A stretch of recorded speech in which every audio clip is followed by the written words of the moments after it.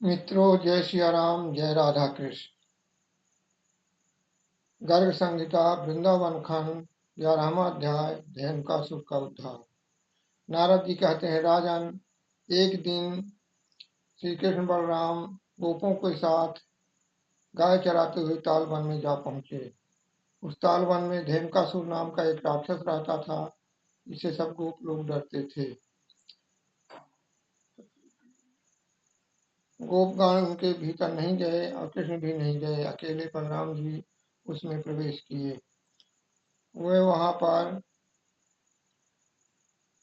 परिपक्व फल लेने के लिए वन में विचरने लगे। बलराम जी साक्षात अनंत देव के अवतार हैं और अपने पराक्रम भी उनका अनंत है। अतः दोनों हाथों से ताड़ के वृक्ष को हिलाने लगे, जिससे उनके फल समूह गिरते थे। सिर के आवाज से धेनुकासुर की नींद खुल गई और वह गर्दभ के समान गर्जना करते हुए बाहर निकला और अपने दोनों पैर से बलराम जी के ऊपर आक्रमण किया। तब बलराम जी उसके दोनों पैर पकड़कर पृथ्वी पर पटक दिए, जिससे वो मूर्छित हो गया और फिर उठकर खड़ा हो गया। और जैसे दो हाथी लड़ते हैं और एक हाथी दूसरे हाथी को पीछे धकेल लेता है, उस प्रकार बलदेव जी को एक योजन पीछे धकेल दिया।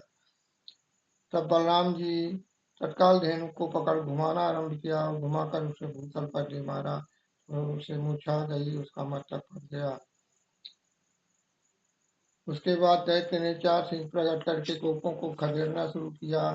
गोप भी उस पर डंडे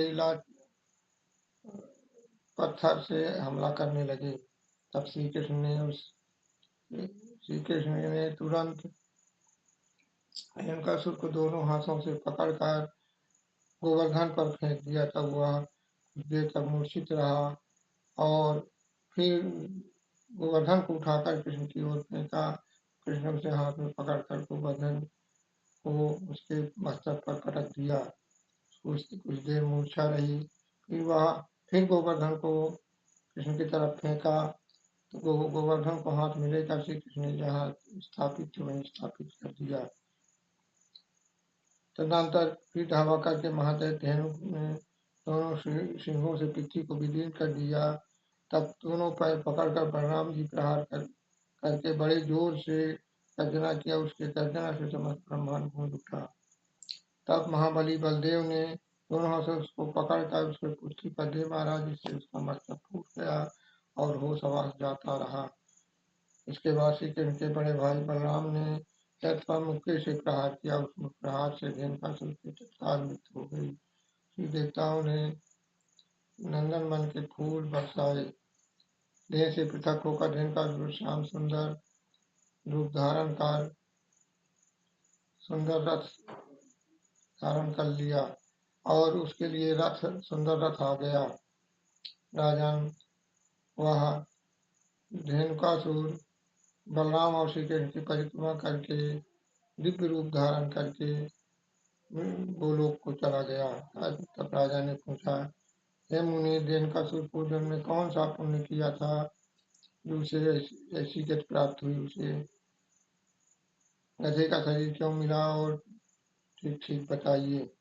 नारद जी कहते हैं कि विरोचन कुमार बाल का एक बलवान पुत्र था, जिसका नाम था साहसी और 10,000 स्त्रियों के साथ गंधमादन पर्वत पर विहार कर रहा था। वहां एक गुफा में दुर्वासा मुनि अपने ध्यान में मग्न थे और उनका ध्यान टूटने पर वो खड़ाऊ पहनकर बाहर निकले तथा उस धेनुकासुर को श्राप दिया कि तुम गधे के समान होगा सकता, इसलिए गधा हो जा। आज से 4 लाख वर्ष बीतने पर भारतवर्ष में दिव्य माथुर मंडल के अंतर्गत पवित्र तालवन में बलदेव जी के हाथ तेरी मृत्यु होगी, तब मुक्ति हो जाएगी। नारद जी कहते हैं, राजन, उस साप का के ही कारण भगवान श्री कृष्ण ने बलराम जी के हाथों से उसका वध करवाया और श्री कृष्ण ने बाल श्री कृष्ण ने प्रहलाद जी को यह वरदान दे रखा था, तुम्हारे वंश का कोई दैत्य मेरे हाथ से मारा नहीं जाएगा। शेष अगले भाग में। श्री शिव शरणम, श्री हरि शरणम। जय श्री राम।